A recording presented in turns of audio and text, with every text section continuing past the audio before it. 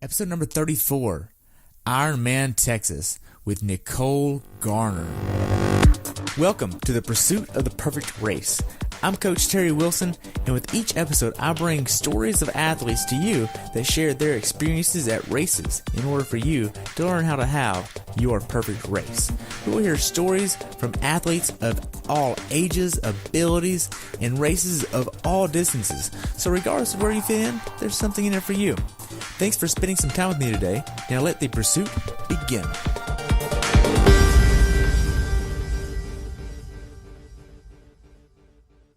Hello everyone, and welcome back to the Pursuit of the Perfect Race. Today I have the pleasure of talking with my friend Nicole Garner about her race at IRONMAN Texas in the Woodlands, Texas.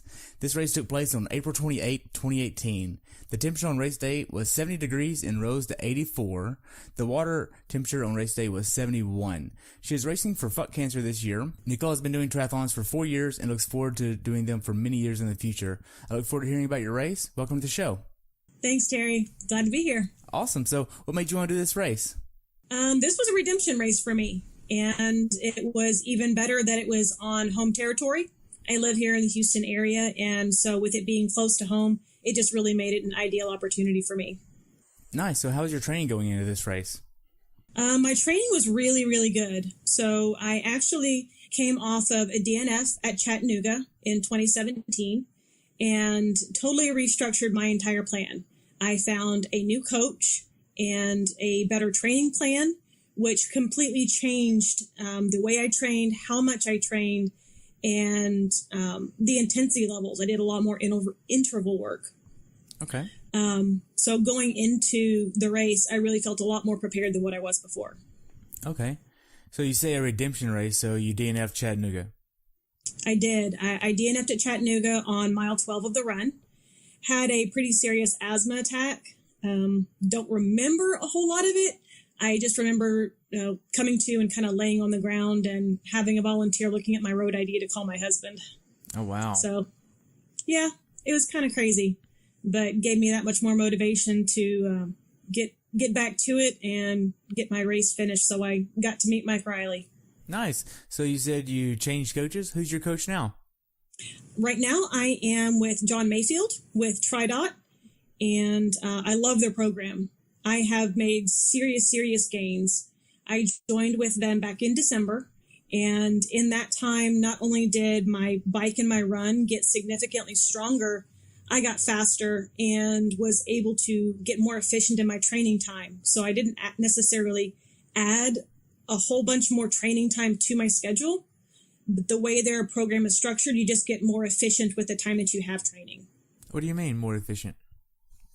So their program is data-driven, and they use each one of your workouts along with regular assessments. You do time trial assessments every 4 weeks with your swim, your bike, and your run. And they use that information to see where you have gains at and to change your threshold levels. So when you're doing your interval work, it's constantly updating based on your progress. So you're not stuck doing the same intervals when you've actually gotten stronger and been able to move past that. Okay. So how was your training going into the race as far as consistency? Did you miss any training? I did. Especially in the last month, allergies here in Houston got really, really bad. And with my asthma, it was a big challenge leading up to the race because I was fighting off getting sick. And so that's where getting that efficient training really comes into play. So I didn't have to necessarily do all of the volume. As long as I got the really important sets in, my intervals and my long workouts, I still made really good gains even in that last month leading up to the taper. Okay. So how does TriDot deliver their workouts to you? Is it like an email, through an app? What is it like? They have an online system and an app that goes with it. And they send you your workouts every single day through email. And you can also log into the app to see the details of your drills when you're doing interval work and things like that. Okay. So it's pretty cool. It's a great program, especially coming from using a different coach that I trained with for over a year for Chattanooga and was not nearly as prepared as I was after doing only 4 months with TriDot. Wow. Now, do you have a previous background in any of the three sports? I was a swimmer growing up. My parents put me in swim team when I was really young. I started swimming I guess I was about 6 years old, and then did that all the way through high school. Stopped after high school, but some things, I guess, never go away. They say it's like riding a bike. Well, apparently I was kind of like a fish. And Nice. once I got back in the water, it just came all back to me. Nice. So now then, what was your longest swim going into this race? My longest swim was probably, in duration, maybe an hour and a half. It was actually longer than the Ironman course. So it was over the 2.4 miles. But again, it wasn't straight swimming. So I had drills and intervals in part of it, and the rest of it was done at like a smooth pace for the duration of the time. Okay. What about the bike ride? What was your longest bike ride? Longest bike ride was only 6 hours. Okay. And your longest run? Longest run was a half marathon leading up to the race. 13 Wow. miles. Did my first marathon on race day. Wow, that's crazy. So how many bricks did you do in training? I had bricks every time I had a long bike, I had a short run after. Okay. So I always had that practice of the off the bike run, but it wasn't usually very long. My off the bike run usually varied between, 30 to 40, 45 minutes right off the bike after my long run. So Okay. not a big long duration. Okay, that's great. Now, did you do any strength training? I had some strength training built into it. That's another option you have with TriDot that I really, really liked. You can choose an option to add in additional strength training on top of your training just for the race, or you can go without it. They have a lot of different ways to customize your plans, along with how heavy of a workload you want. Do you want a lighter load, a moderate load, or do you want a heavy training load? You can do those selections. But by being able to select, I did a medium load for my training time, but I was able to add in the strength training with it as well. Okay. Now, were there any days where you just mentally didn't want to train? Oh, yeah. I think everybody has those. So how'd you get past that? In all honesty, there were some days that I just couldn't bring myself to do it. I'm a business owner. I'm self-employed. Life gets in the way. I'm mom. I'm wife. You add in handling a business and doing triathlon long course training. There were some days it just didn't happen. And I think that anybody who tries to say that, oh, I got in every single session, unless you're a pro, it's really, really hard to do. Right. Now then, with that said, how big of an issue was balancing the life, work, and training? It's tough. It's really, really tough.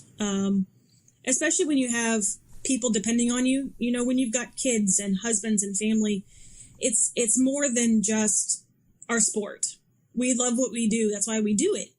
But there's a fine line. And sometimes you have to make that choice between your family responsibilities and obligations and your training time.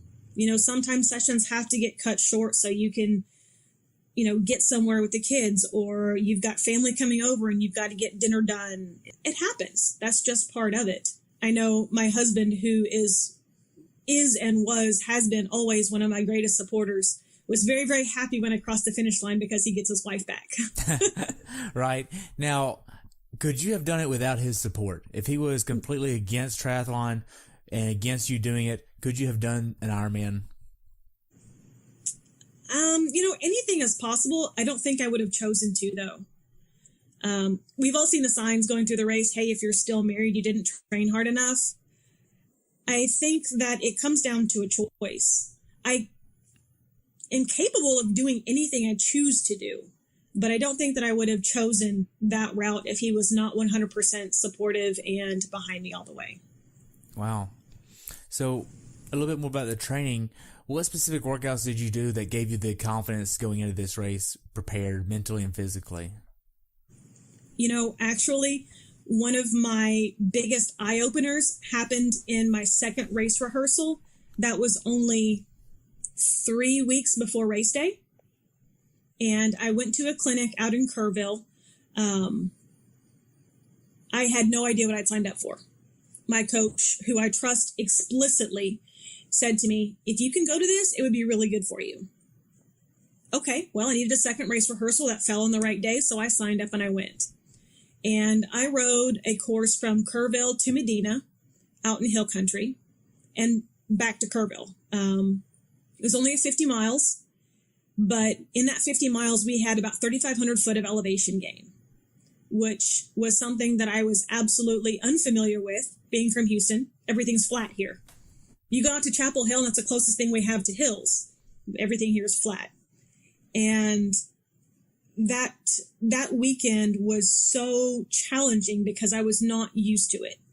I was in unfamiliar territory, which for myself is a big challenge on my anxiety level. You know, when I'm in unfamiliar territory, it's hard for me to just go biking out somewhere, even if I'm with a group.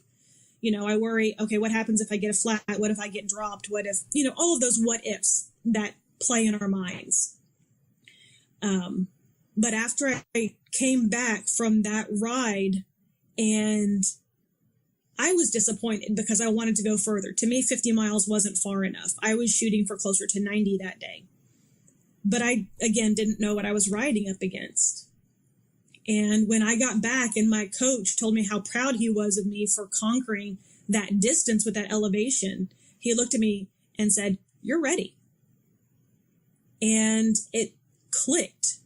He said that 5 hours that you were on the bike is more to your body than what 90 miles would have been on flats, because it was all new. It was all new, and it was hills and it was elevation and things that I had never done before. And sitting back after that weekend and looking what I accomplished between the ride and then the off the bike run afterwards, it gave me a huge confidence boost, because I had been in an area that I wasn't familiar with and done things that I didn't think I was capable of doing. And that just took me into Texas with all the confidence in the world. I mean, I survived Kerrville, so I could handle this. I can handle the Hardy. Right. So now then, what about nutrition? What were you going to be using for nutrition on race day? So with my nutrition, I changed that up completely from what I use at Chattanooga as well. TriDot has a whole massive team of coaches. And so I was able to connect up with Kathy Hudson, who's one of the nutritionists with TriDot. And her and I got together, and she set me up with some recommendations to use Carbo Pro and some of their products. So I had Liquid Carbo Pro on the bike. I had the Recovery BCAA pills and then the Metasalts. And that's pretty much all I used 90% of the day. I took a little bit of Coke on the run and a little bit of Red Bull for the caffeine boost. But for the most part, that's all I had all day. Wow. So you just had plain Carbo Pro in the water and that was it? That was it. And then the recovery BCAAs and the Metasalts that I used every hour. Wow. So what was your taper like?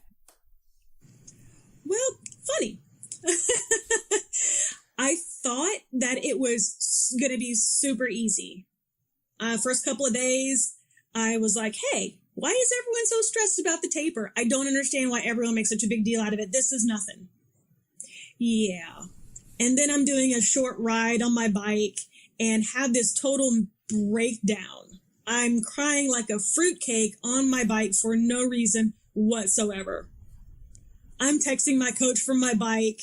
It's like, what is going on? He didn't respond for a few minutes, and I texted him back and I said, is this taper crazy? He just responded, yep. Thought that was pretty interesting. The last week as race day got closer, it got a little more noticeable with the mood swings and just the general intensity of the emotions that are brewing.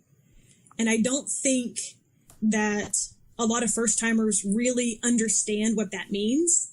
For the females out there who've ever had kids, the best thing I can equate it to are pregnancy hormones. You go from absolutely ecstatic to I want to kill someone to then crying hysterically. And there's no rhyme or reason to it. Someone can just look at you the wrong way, and heaven forbid you're sitting in rush hour traffic. that is like dangerous for everybody around you. Nothing good comes from that. Yeah, as far as the taper goes, it's a wild ride. So what was the most hours in 1 week you built up to? I would have to look back, but I think it was about 12 hours. 12 hours per week. Mm-hmm. Okay. And that was the biggest week you had going into Texas. Yep. Okay. Now, what was your mindset going into this race? My mindset? Determination. Like I said, this was a redemption race, and I pretty much had the idea of death before DNF. I had unfinished business with the red carpet with Mike Riley, and one way or another, I was going to get there. Gotcha. Now, I know you live near or in Houston, rather. So, did you stay at the hotels nearby, or did you just stay at home? I actually stayed with my brother-in-law. He lives up in Spring, and so we crashed at his place on Friday and Saturday night. I live close enough that I was able to get up there prior to, during race week, Wednesday, Thursday time, and hit the village, get my bike checked in, do all that kind of stuff.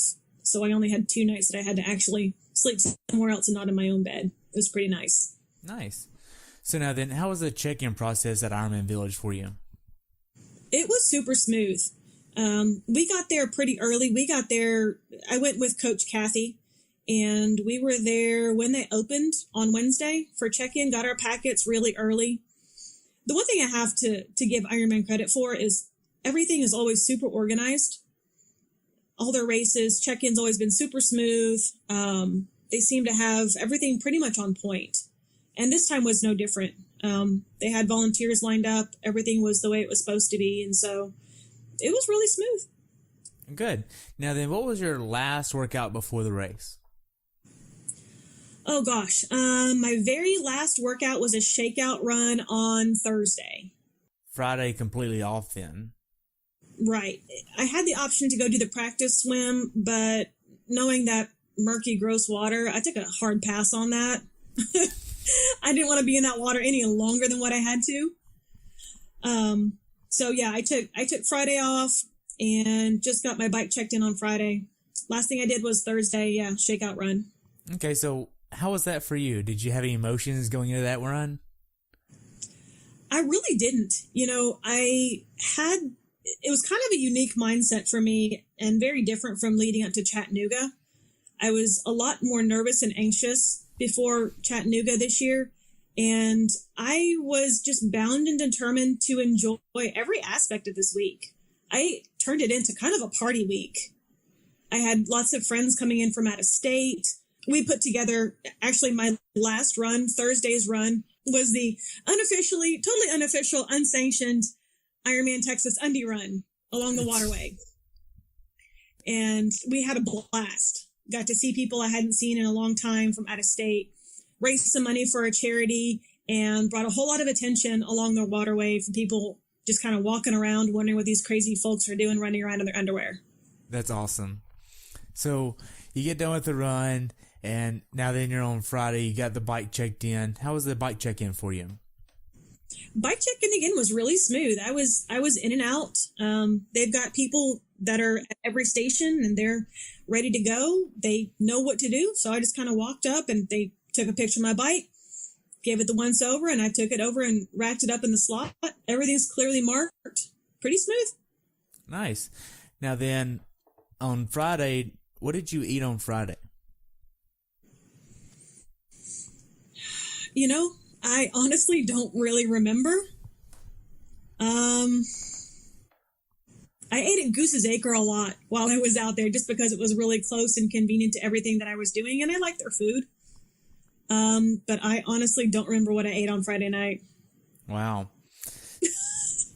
So, now what time did you go to bed on Friday night? I was in bed about 9 o'clock. Okay. I was in bed pretty early. And what time did you wake up? I was up at 4. Okay. So you got about, 7 hours of sleep? I had a pretty solid night's sleep. I can't complain. That's great.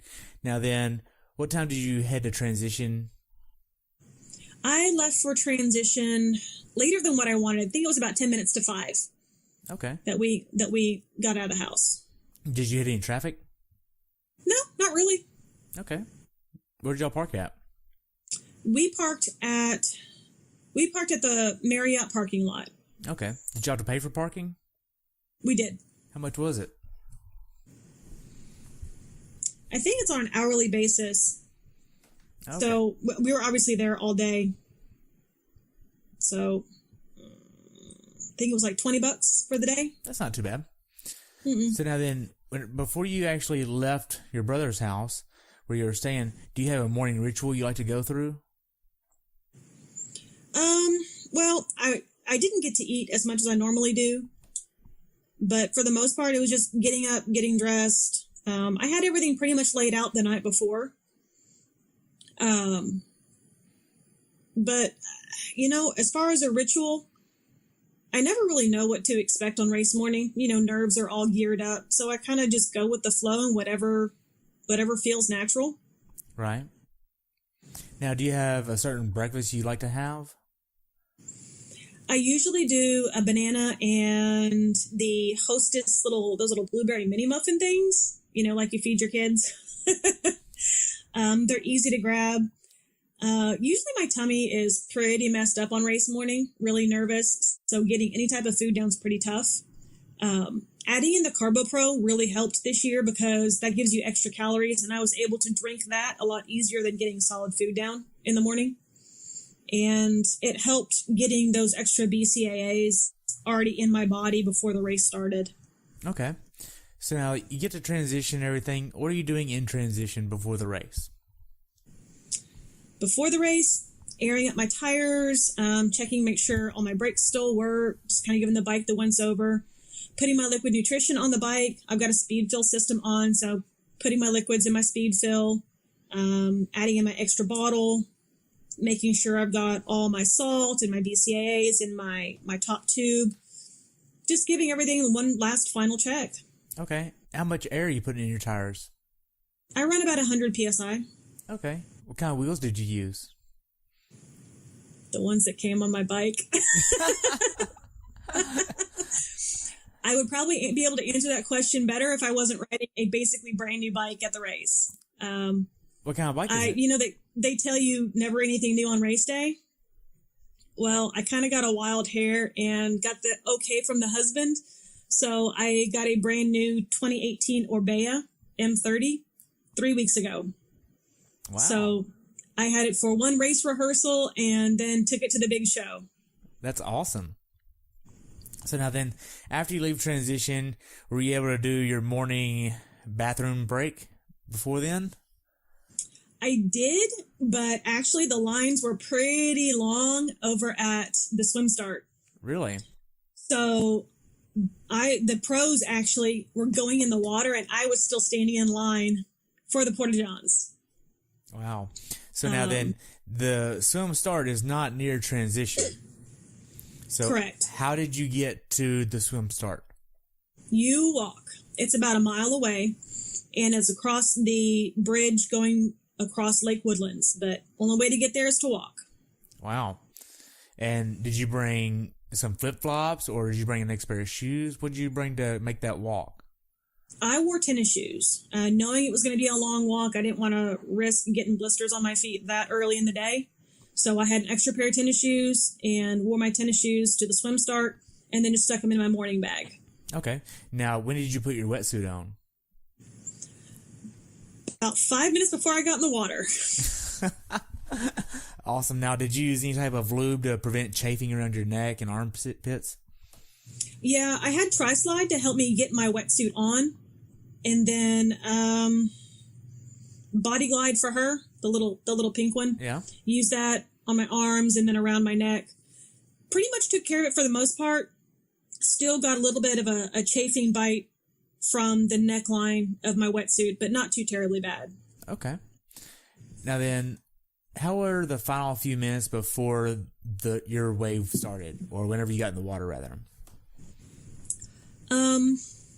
Normally I get pretty nervous. For whatever reason, I guess I had my guardian angels with me or something. This last weekend, I was completely calm. I just wanted to soak in every second of everything that was going on around me. And I did just that. I was concentrating on looking at the sunrise on the water and watching the pros take off and taking in all the people around me, because you never get your first time back. Right. And I knew that this was going to be my first finish, so I wanted to remember every single minute of it. Nice. Now then, once you got in the water, how did that go for you? The swim was phenomenal. It was crowded. Yes, the water is murky. No, you can't see anything once you're in the water. But this is Texas, and I pretty much expected that. It's Texas water. But as far as the swim, yeah, it's crowded. Sighting is a little bit difficult that time of the morning. And the course itself, there's not necessarily a lot of landmarks that you can pick up on to sight with. But, you know, you kind of do your little alligator peek up in the water, and you can see the buoys for the most part. I haven't pulled my data yet from my Garmin to see how off course I got, but I don't think I was too far off. Swimming in the channel was a little tight. I did have contact with other swimmers, got hit a couple times. Most everybody was really nice about it. If someone realized they hit you or kicked you or something, they kind of peek their head up, they apologize, make sure that you're okay, and then everyone keeps going. I didn't have any super aggressive swimmers that tried to swim over the top of me. I didn't have anybody pulling on my legs.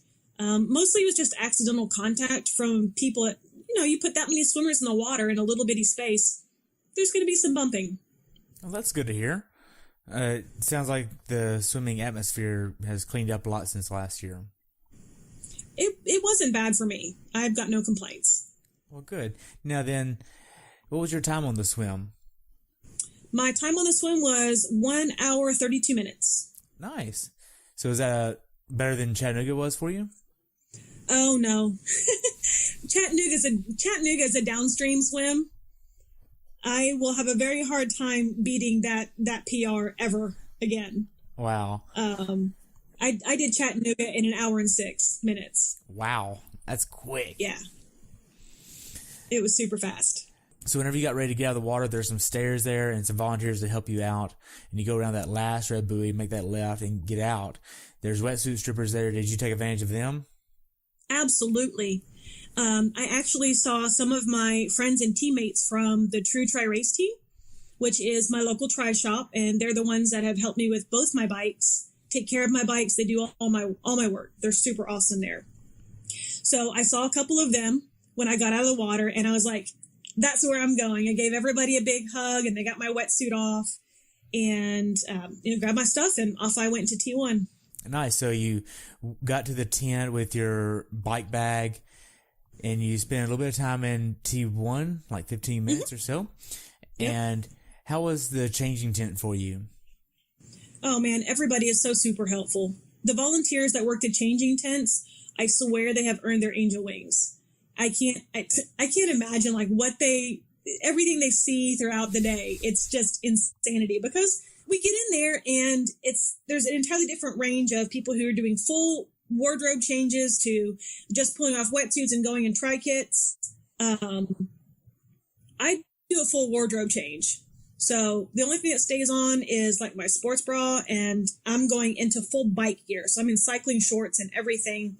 And God bless them, they're just willing to jump in there and help whatever. They're constantly asking, do you need any water? Do you need anything? Do you need help?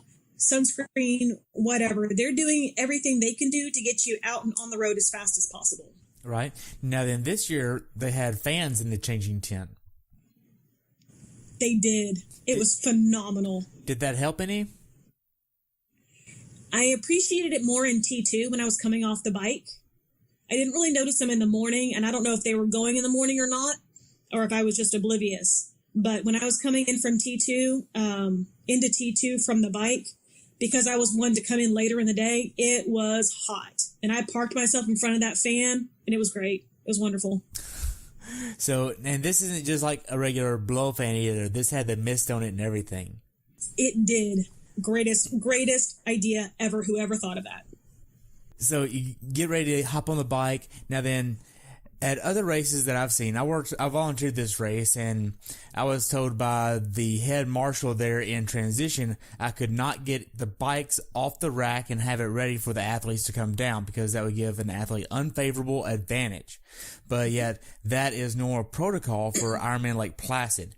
They have enough volunteers. They're calling out bib numbers for the volunteers in transition, get the bike, get it ready, and that way when they come through, all they do is grab the bike from you and keep going. And you're allowed to turn on their bike computer if it's not on. You're allowed to help them as much as you can, but this is not the case at Ironman Texas. At here, it's you have to go get your bike off the rack. You have to do everything on your own. So how was that for you? Well, that's the only race protocol that I've known. It's the same way in Chattanooga. The only time that you have assistance is when you're coming back in from the bike. Someone will take your bike from you and take it back to the rack. So I don't really know any different. So it was normal to me. Right, and now this is a little bit of a long transition all the way through. Did you wear your shoes from the changing tent all the way out? I did. I wore my shoes from changing tent to get my bike, yes. Okay. So you get out and you get mounted. Was there a lot of congestion right there at the mountain line? Not when I was getting through there. I think there were only 3 or 4 other bikes when I was pulling out. Okay. So how were the first few miles on the bike ride? Not too bad. You're riding through subdivisions, riding through the Woodlands, so you had some shade. It was kind of nice. I kind of wish we had a little bit more time before getting on the Hardy just to get the legs really nice and warm. But, it is what it is. It was nice to have that stroll through the Woodlands in the shaded areas. Right. So I heard there was a little bit of a rough patch before the tollway. Yeah, there are a couple of spots where the streets had some damage to them, like in the expansion joints where the concrete has cracked and hasn't necessarily been filled. And then there were a couple of speed bumps and things also you had to be aware of. I saw a lot of bottles that had been hopped off and fuel laying on the ground. Okay. Now, did you have a strategy for the bike ride? I did. Okay. One of the things that TriDot offers for its athletes is a feature called RaceX. And it is basically a race projection and targets that you can apply to race day. That's your entire race day strategy. Those numbers are built on your previous assessments and your performance leading up to race day. So it gave me an estimated projection for my swim finish. It gave me an estimated projection for my bike splits. And it also gave me my target ranges for my heart rate and for my power output on the bike.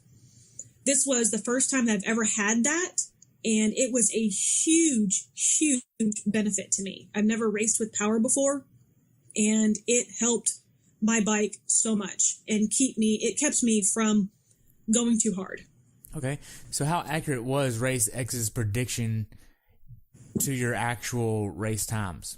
For the swim, I came in a little bit behind my Race X, which I kind of anticipated because I got in with a slower pack. My Race X predicted me to come in at 120, and I opted to go with the 131 to 140 group so that I wouldn't have to worry about people swimming over me in case they over-anticipated, what they were looking to do as far as their individual pacing for the swim.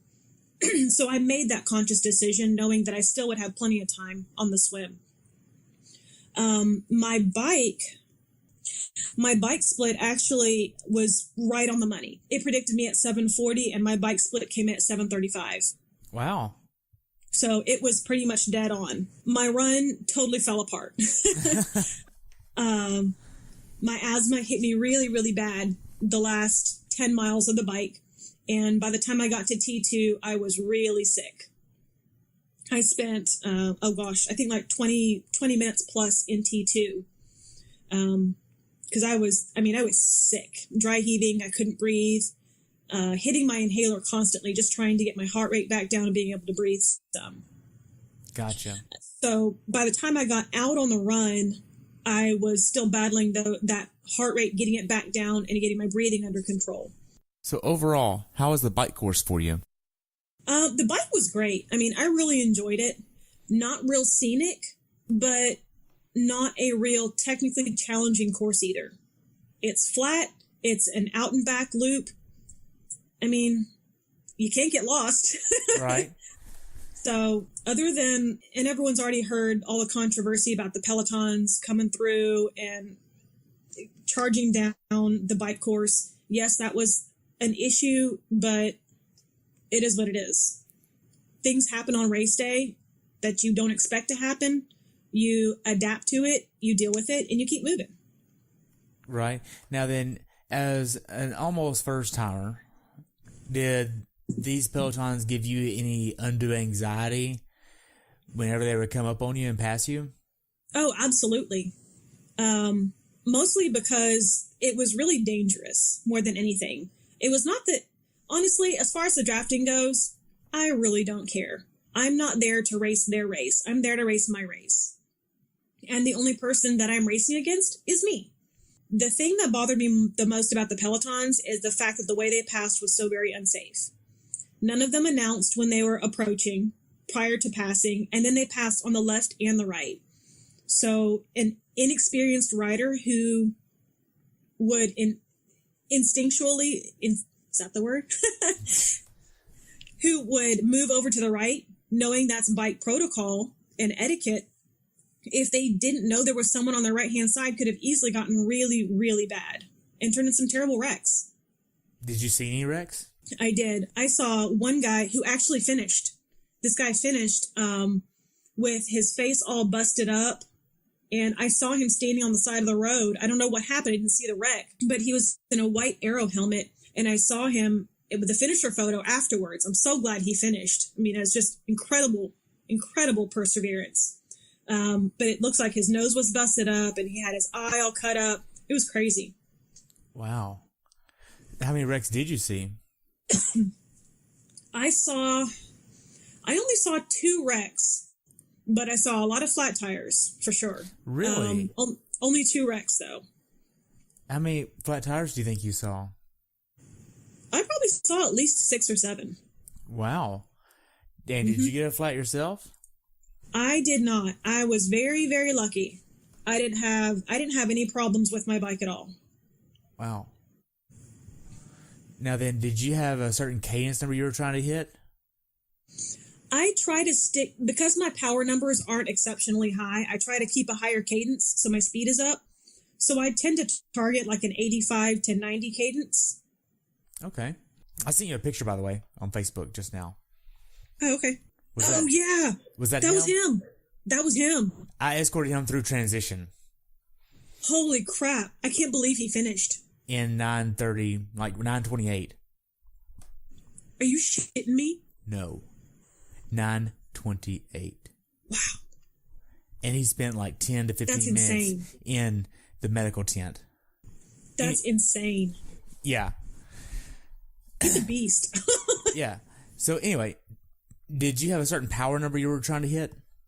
I had different power targets based on the type of terrain that I was on at the moment. So I had target numbers for my flats. I had target numbers for my warm-up for my first 60 minutes on the bike. And then I had target power numbers for the hills and for the inclines, but it was mostly a just get up and whatever it takes, because they're not real big and there's not a whole lot of them. Right. Now then, did you put anything in your bike special needs? I did. I had an extra tube and CO2 in case I got a flat and had to use the one that was on my bike. Okay. I had some Advil in there, some Tums, and then a Honey Stinger waffle. Okay. But you didn't stop at the special needs on the bike? You just rode right on through it? I did not. I came up on it, and at mile 60, I was like, I don't really need it, so I'm just going to keep rolling. Okay. Now then, how were the final few miles of the bike ride for you? Were you feeling tired at all? They were slow. The last 10 miles of the bike seem like they go on forever. And part of it's because you're winding all the way through through the Woodlands. But it just feels like, okay, are we there yet? Like the little kid in the back seat of the car. Are we there yet? Are we there yet? Not quite. Almost. Not quite. Wow. So whenever you actually made that left-hand turn to get onto that long straightaway before you get off the bike. You can see the dismount line way, way in the distance. How was that feeling? It was so hard not to sprint. I mean, I could see it there, and I just really wanted to, I really wanted to gear down and just pedal until my legs fell off just to get off the bike. My bike split was not incredibly fast, and let me tell you, 7.5 hours on the bike, your butt hurts. I don't care how much you've trained for it, you just want off that bike. And that's all I could think at the moment is, dear Lord, just get me off this bike. I would be happy to run just to not be sitting here. Right. Now then, the last little bit on the bike, did you do any type of transitional cool down to kind of prepare for the run? Not really a whole lot. Again, I was still having to mitigate the asthma issues at the time. Right. So I had already had to dial down my power numbers more than what I anticipated just to mitigate that. And I was trying to not get sick on my bike. I fought that like the last 5 miles, just trying to make it into transition and not get sick on the bike. Get sick as in throw up? Yep. Wow. Oh, I was dry heaving in transition. Wow. Now then, once you get off the bike, you hand your bike off to a volunteer. How was that? It was easy. I mean, seamless. They're right there and waiting. There was no congestion. I was one of the last few bikes to come in, so not exactly fighting the big crowds of the super fast folks. It was really easy. They had my bag ready for me. I handed off my bike, got my bag, went into the tent, and did what I needed to do. All right, now this is a long transition area. So you had to run all the way around, down the sidewalk, all the way down, get your bag, and then go around to the tent and in the tent. Mm-hmm. Now then, did you leave your shoes on for that, or did you take them off? I actually took them off once I got to the grass, actually in transition area. And so I had a little bit of concrete, but I stopped right there on the concrete side because I found my family. My friends and my husband were there, and they saw me. It was the first time they'd seen me since I took off on the swim. And so I stopped. I was super excited to see them. I gave everybody hugs, kissed my husband, and then took my shoes off. And I'm like, man, this is for the birds. I am not clunking around in these shoes anymore. So I took them off, and I just ran in my socks and went all the way back into transition. Nice. Now then, for T2, you mentioned the fan earlier and all that. Now then, how was actual T2 for you? It was 21 minutes for you, so a little bit longer than most people. So how was that? T2 was rough for me. I was still battling that nausea and the asthma going on. Again, back to the volunteers in transition. They are just, man, I can't tell you enough. They make these races happen for us. And I had 3 amazing women in there that did everything from getting a cold rag to put on my face, to getting me some water and making sure I had my inhaler so I could try and get everything, calmed back down. And then the last lady that was helping me before I left literally was putting my calf sleeves on me and my socks and my tennis shoes to help me get back out on the course. Wow, that's awesome. So what did you actually have in your run bag? In my run bag, again, I did a complete wardrobe change. I changed every single segment because I'm not particularly fast, so I'm going to be comfortable doing whatever I'm doing. So I changed into tri-shorts and a run shirt, and then switched. I put on clean socks, calf sleeves, and my tennis shoes, baseball cap, and different sunglasses. I put on different sunglasses for the run. Okay. Now then, how many times did you have to stop on the bike to use the restroom? I stopped 3 times along the bike course. So that means you're pretty well hydrated going into the run. I was pretty much on top of the nutrition side. Yeah, I was good. Okay. Now then, once you get on the run course, how did the first few miles go for you? Slow and steady. My coach was waiting for me when I came out of T2 and was just asking me how I was feeling, how I was doing. He could tell that I was having a rough time because I was in T2 for a while. But just told me, hey, take it slow. Do what you got to do. You got 26 miles. You can always pick it up negative on the backside. Don't blow it out in the beginning. And that's what I did. I kind of walked as I could. I did a lot of walking in the first 4 or 5 miles. But I'm a pretty gifted power walker, so I can still power walk like a 14-minute mile. Nice. So how are the aid stations along the run course? Oh, man, they're so much fun. Every aid station, everybody's super helpful. Being in triathlon for 4 years, I've already gotten to know quite a few people. And the fact that I'm racing on home turf, I knew so many folks. I knew someone at almost every aid station, which made it really, really easy, if you can say that. I don't know there's anything easy about an Ironman, but it makes it a lot more enjoyable when you see familiar faces. That's great. Now then, which one of the aid stations was your favorite? Did any of them stick out above the rest? I don't know about the aid stations. All the aid stations were pretty great. I mean, everybody's super helpful, eager, but everyone knows about Hippie Hollow and Catapult Corner. I had friends at Catapult Corner this year. Bunch of wonderful, amazing reprobates, the greatest derelicts you'll ever meet in your entire life.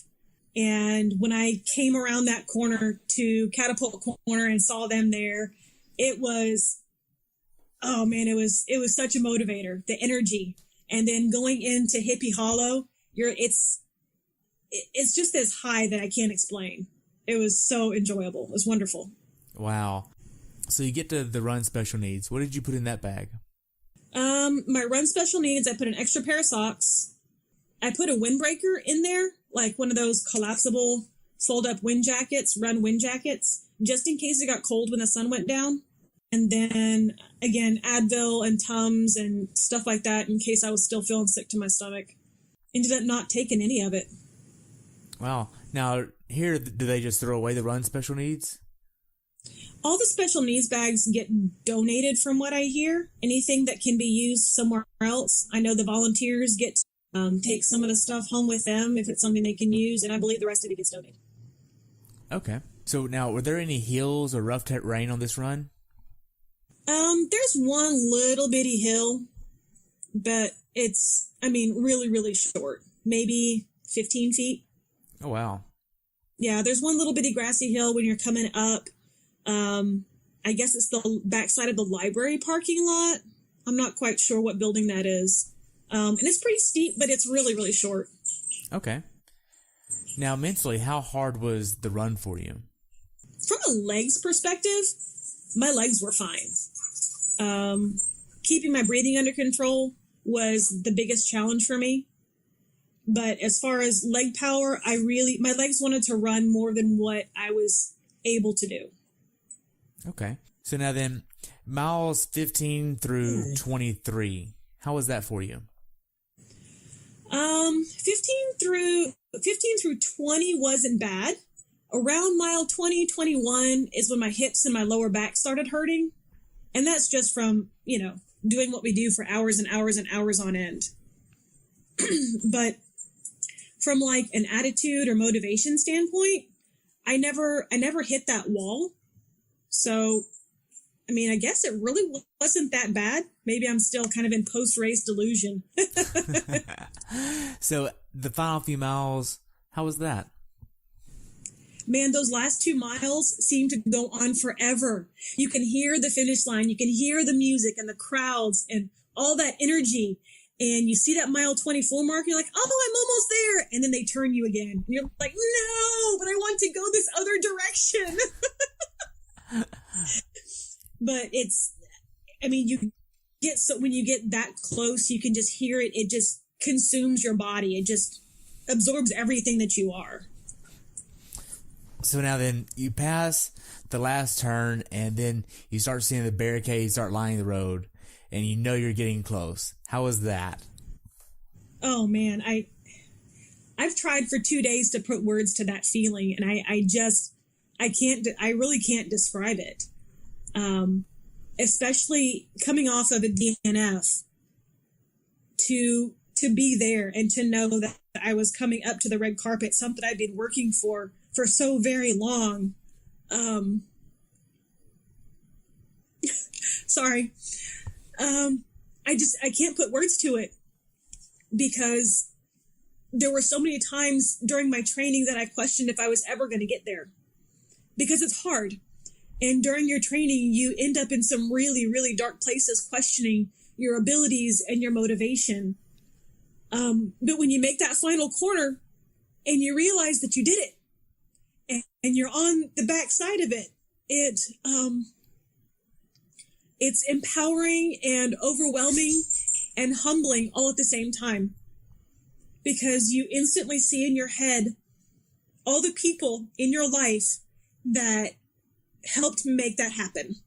Your kids and your spouse and your friends and your family and your parents, and your coaches, because these are all people that have poured their support and their energy and their love and their compassion and caring into you for you to accomplish this thing that you've just spent your entire day doing.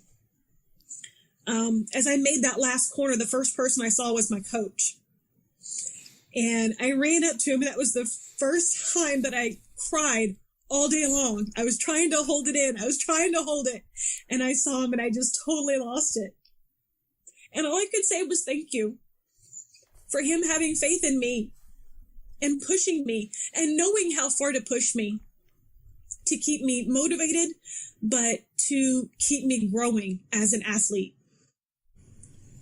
And then I made that last U-turn, and I saw the red carpet, and the way they have it set up, you just see this white light and this carpet that you've only seen in pictures. As a first timer, you've only seen it in pictures. And the roar of the crowd you're a rock star. I can't put it any other way. In that moment, you are more than just a person. And everyone is cheering for you. Everyone is sticking their hands out to high five you and to fist bump you. And they have this joy and elation for you, and they're total strangers. They don't even know you, and they are ecstatic for you that you have accomplished this thing that you've just done. Wow. It's very overwhelming.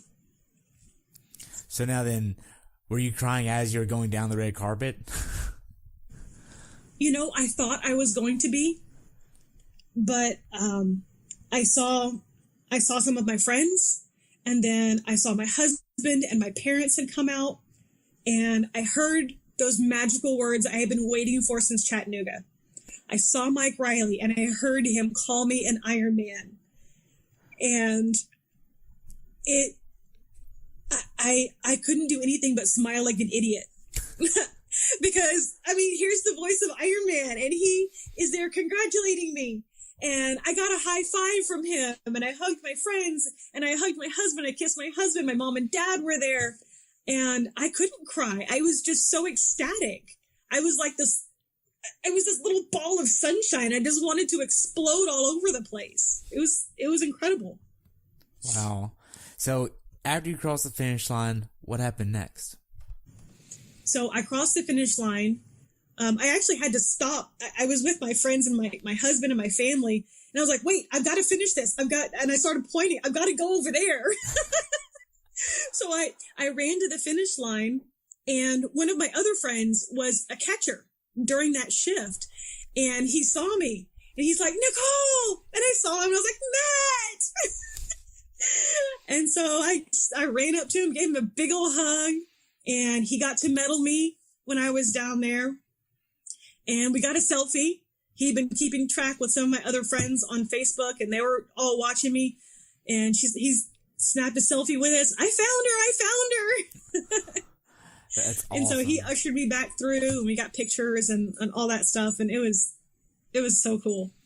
Well, so how was your recovery process? Not as bad as I expected, which I don't know if that means I didn't push hard enough. Or if the products that I was using just really helped with my recovery. I'm not quite sure. But, the worst part of what I'm dealing with right now is a blister on my foot. Other than that, I'm a little stiff, a little sore, but, I could probably go for a little run. And I might, maybe. Probably not. Probably not today.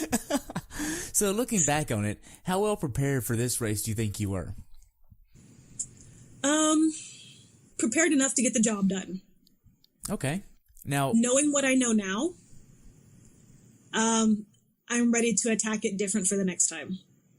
Is there going to be a next time? Oh, there's going to be a next time.